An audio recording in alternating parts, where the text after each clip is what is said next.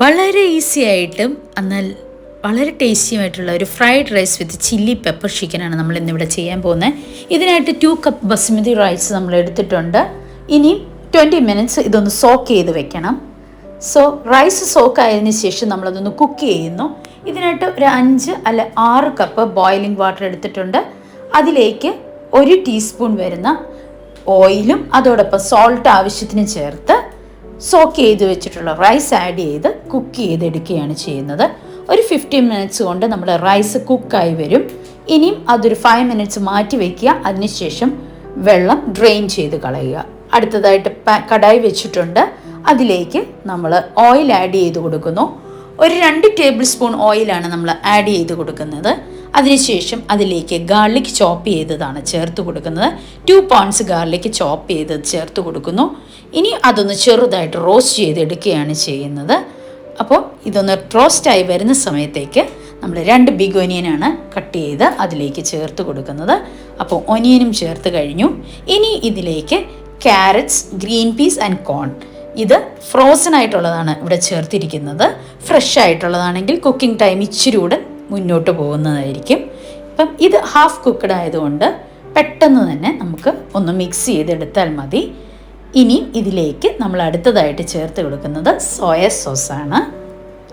Soya sauce ഏകദേശം ഒരു 2 table spoon തന്നെ ചേർത്ത് കൊടുക്കുന്നു. പിന്നെ നമ്മുടെ വിനെഗറും 2 ടേബിൾ സ്പൂൺ വൈറ്റ് വിനെഗർ തന്നെ വേണം ചേർത്ത് കൊടുക്കാനായിട്ട്. വേറൊരു ഫ്ലേവറുള്ള വിനെഗറും യൂസ് ചെയ്യാനായിട്ട് പാടില്ല. ഇനിയും ഇത് നല്ലതായിട്ട് ഒന്ന് മിക്സ് ചെയ്തെടുക്കുക.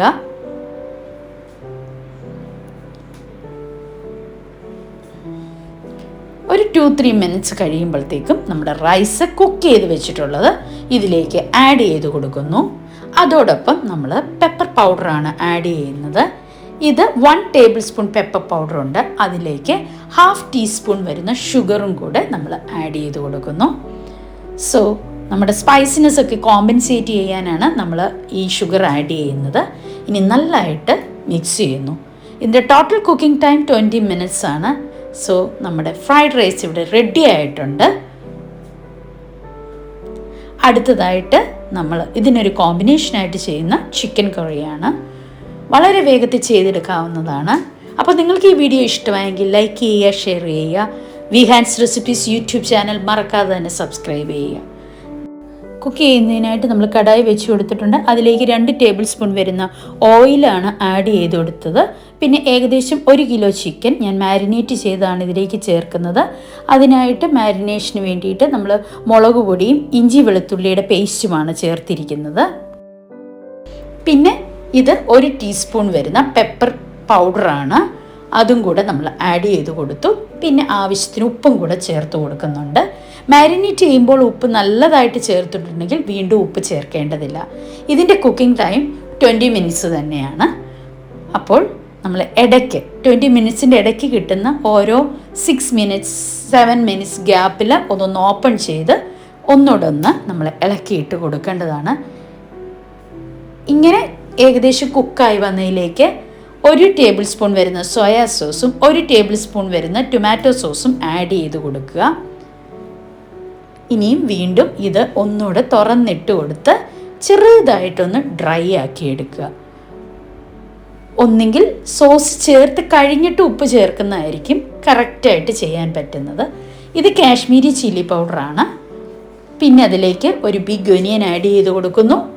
അടുത്തതായിട്ട് നമ്മൾ ചോപ്പ് ചെയ്ത് വെച്ചിട്ടുള്ള ജിഞ്ചർ, ഗാർലിക്, അതുപോലെ ഗ്രീൻ ചില്ലി, ഇത് എല്ലാം തന്നെ ചേർത്ത് കൊടുക്കുന്നുണ്ട്.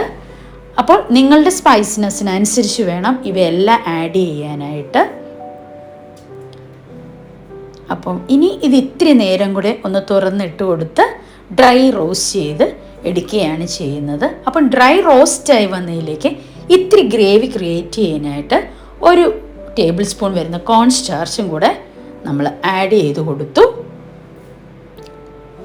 അപ്പോൾ നമ്മുടെ കറിയും റെഡി ആയിട്ടുണ്ട്. Thanks for watching വിഹാൻസ്.